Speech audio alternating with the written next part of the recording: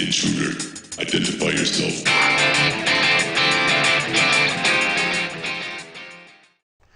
Hello and welcome. This is gonna be my clan's first clan wars.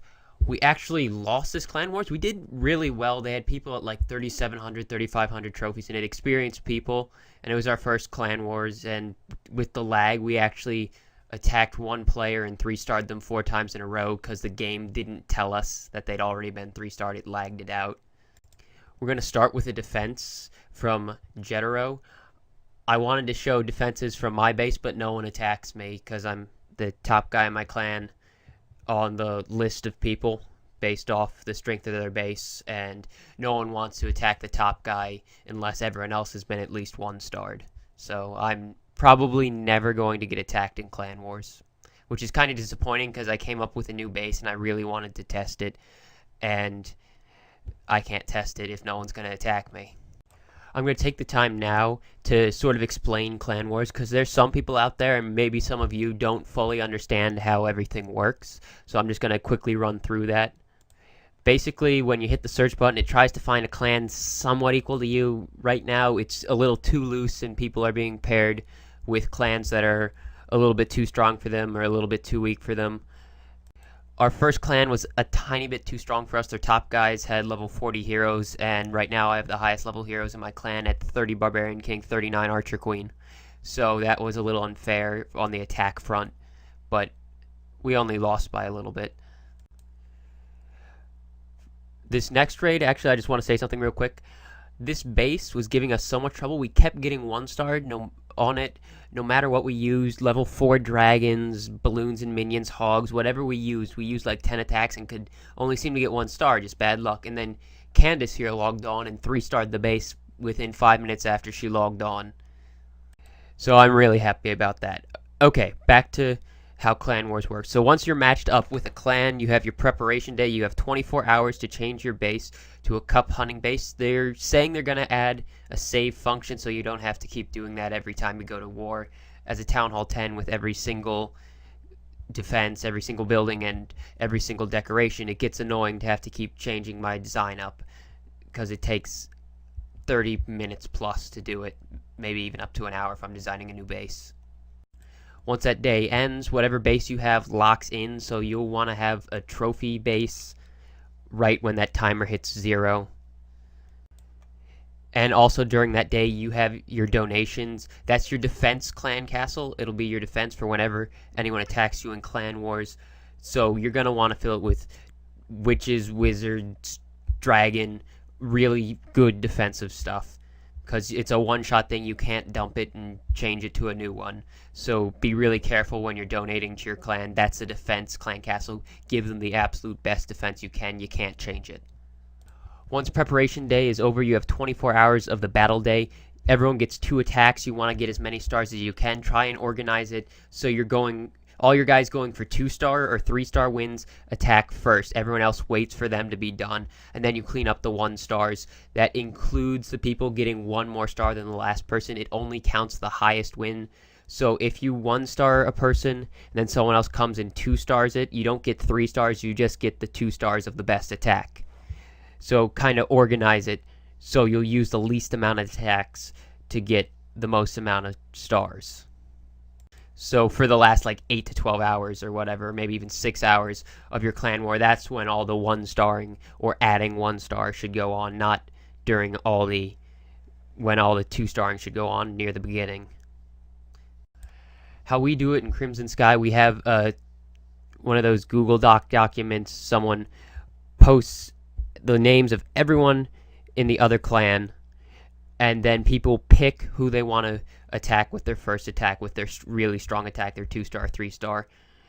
And they can always come back and change it. They just say, I want to change it up for this person who hasn't been chosen yet.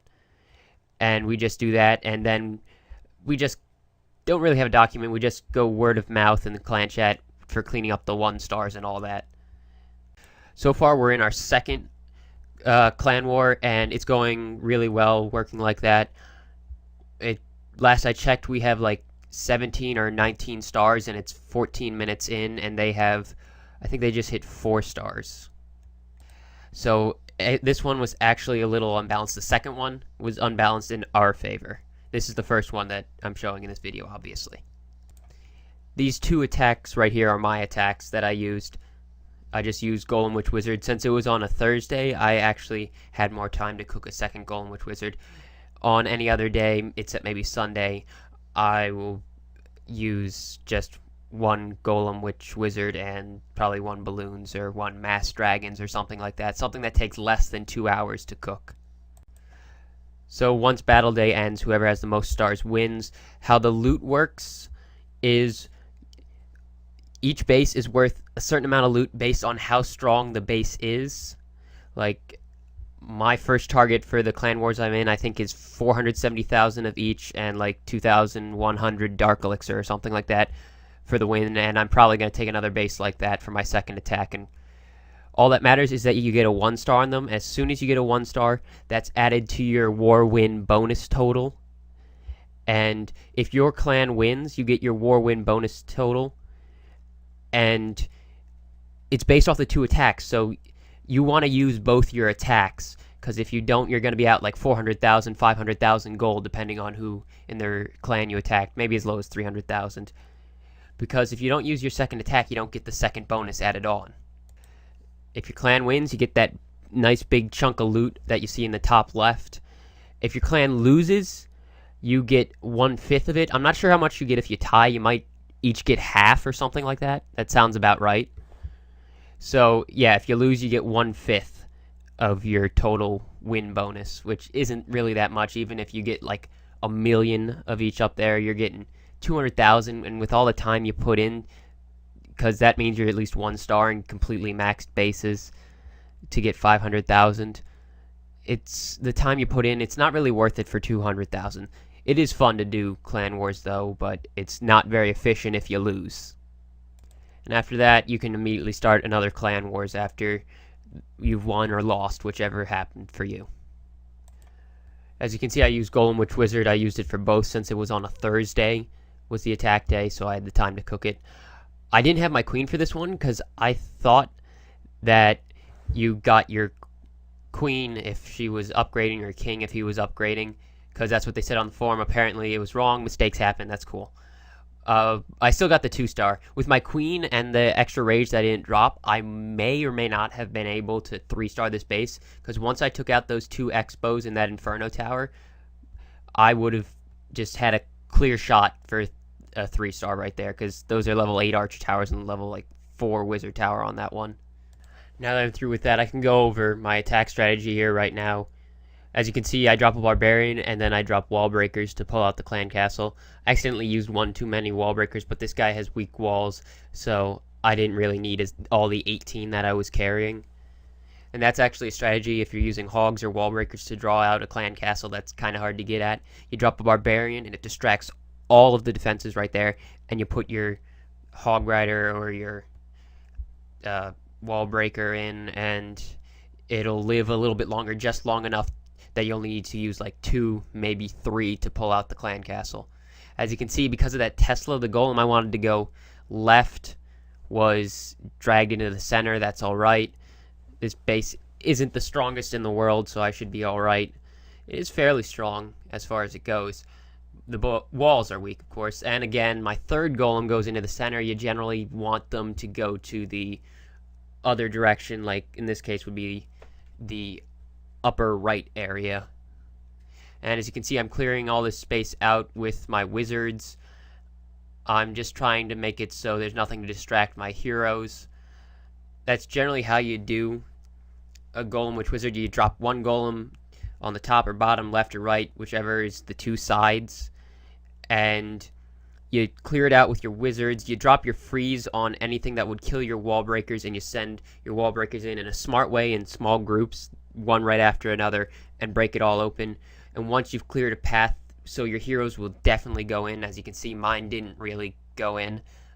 Oops, I deployed them a tiny bit too early, and that compartment right there on the bottom rightish area drew my heroes all the way over there, the wrong direction, away from the town hall. And basically then you deploy your heroes, your last golem if you haven't already deployed it yet, any remaining wizards or whatever and get them to go to the center.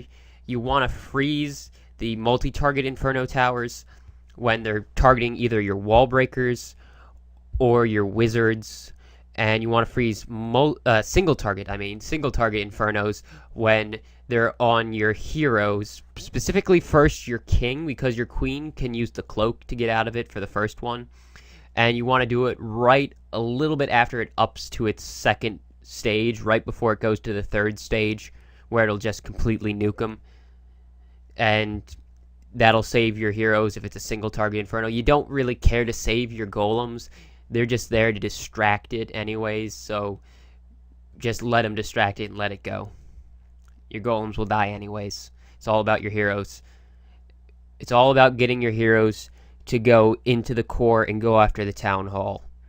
So that's all that matters. The rest of the army is just to clear them a path so they definitely go in. And then you just send your heroes in and drop spells all over the core. Obviously, drop them intelligently. But yeah, you drop them all over the core and just rage everything, freeze everything that's trying to kill your heroes. And just take that town hall. The rest of your army will get the 50%. An update on my current war. It is now 21-6. This is going to show you the old war. As you can see, I actually recorded this while I was in the war. So there's current war button right there. But it was 66-60 against British allies. We both had 35 battles won. They got 6 more stars because they had stronger heroes up top. They also used 1 more attack and destroyed 1.5% more average buildings. Overall, I'm not that disappointed. I'm not happy that I didn't get my loot, but whatever. Hopefully the one I'm in now goes better, and thanks for watching.